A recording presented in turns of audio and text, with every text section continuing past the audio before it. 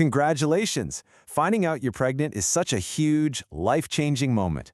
It's filled with so much excitement, so much joy, and, let's be honest, probably a ton of questions. So, that's what we're here for, to give you a clear roadmap for this incredible journey, starting right from the beginning. And this right here is so important. It can be really easy to feel like you're just along for the ride as your body starts doing all these amazing new things. But we want to show you all the ways you are absolutely in the driver's seat, making choices to take care of yourself and your growing baby. Okay, so let's get right to it. You've seen the 2 lines on the test, now what? That feeling of wow mixed with a little bit of, okay, what do I actually do now, is totally 100% normal. The good news is, you don't have to have it all figured out at once. And that's exactly why we put this roadmap together. We're going to break it all down, step by step, starting with those really crucial first 12 weeks. The goal is for you to feel confident, prepared, and ready for the amazing adventure ahead. All right, let's dive into the very beginning, the first trimester. You can think of this as the foundation for your entire pregnancy. It is a time of huge, rapid change, both for what's happening in your body and for your baby. So, a missed period is usually the first big sign, right?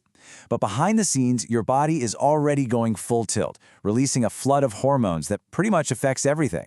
That's why you might feel completely exhausted after a full night's sleep, or why you might suddenly need pickles, like right now. It's a really good sign that your body is busy building a whole new support system for your baby. And get this, while you're feeling all of that, something absolutely miraculous is happening inside. In just these first 12 weeks, your baby goes from a tiny group of cells to a recognizable little person. The literal blueprints for the brain and spinal cord are being laid down, organs are taking shape, and a tiny little heart starts to beat. It's just amazing. By the end of this first stretch, they're already about 3 inches long.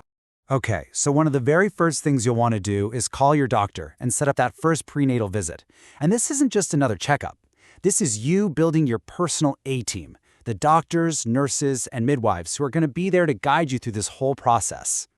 Now, that first appointment can sound a little intimidating, but it really just boils down to 3 key things. First, they're going to chat with you about your health, your family's health history, all that good stuff.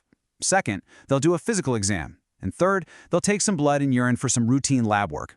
It's all about getting a complete picture so they can give you the best possible care. Yeah, you're going to get used to this pretty quickly. It seems so simple, right? Just checking your blood pressure. But it's one of the most important ways your care team keeps an eye on your health and your baby's, making sure they can catch any potential issues super early. So, once your care team is all set up, the spotlight kind of shifts to the day-to-day stuff, the choices you can make to support a healthy pregnancy for you and for your baby. And the name of the game here is making really simple, smart choices. So on the do side, that means taking those prenatal vitamins. Folic acid is so crucial. Stay active with some gentle exercise, eat a balanced diet, drink lots of water. On the avoid side, it's really important to skip alcohol and smoking, and just be a little careful with certain foods like raw fish or deli meats. And yes, this is your official doctor-approved excuse to get out of cleaning the cat litter box. It's to avoid a rare but serious infection called toxoplasmosis. You know that old saying, eating for 2? It always makes you picture like a giant feast, right? Well, in reality, you only need about 300 extra calories a day. We're talking about the equivalent of a bowl of oatmeal with some fruit, or maybe an apple with peanut butter, not a whole extra dinner. It's all about making those calories count with good nutrients. All right, so as you move along in your pregnancy, your mind is naturally going to start drifting toward the big day. So let's talk about planning your birth. This isn't about having a rigid, minute-by-minute script. It's about empowering you to think through what you want and chart the course for your ideal experience. So what exactly is a birth plan? You hear this term a lot. It's really simple. It's just a way for you to communicate your wishes to your medical team.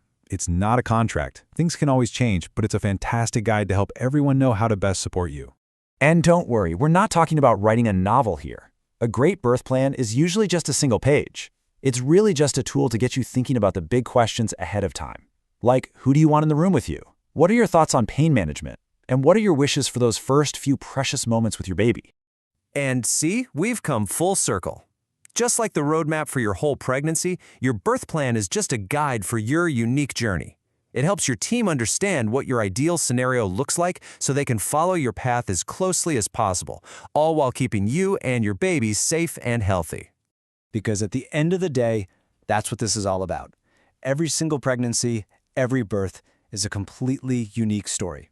You had the info, you have the power to make choices that are right for you. The journey has just begun. So, how are you going to write your story?